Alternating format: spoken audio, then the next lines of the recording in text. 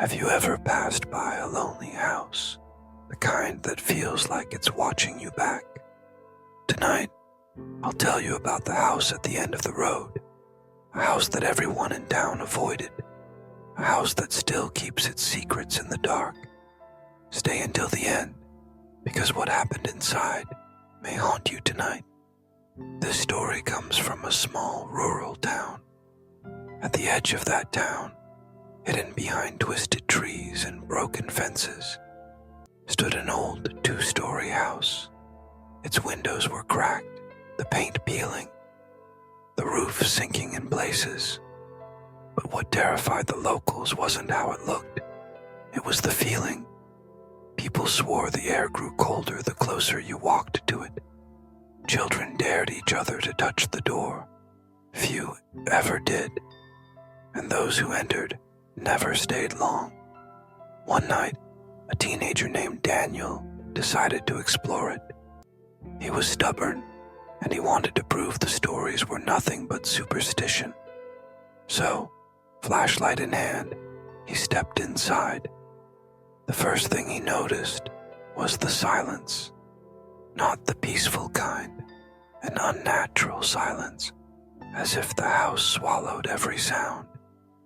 Even his own footsteps felt muted. The wallpaper was torn, the floorboards groaned, and in the living room he found an old rocking chair. It was already moving slowly back and forth, but there was no wind. Daniel froze, and then he heard it, a whisper, faint but sharp, right next to his ear. "Get out!" He swung the flashlight wildly. Nothing was there. His heart pounded, but he forced himself deeper into the house. Upstairs, he discovered a bedroom. Dust covered everything, except the bed. The blanket looked as though someone had just slipped out of it. And on the nightstand, a single candle was burning, still warm. But Daniel was the only one there. Suddenly, the door slammed shut behind him.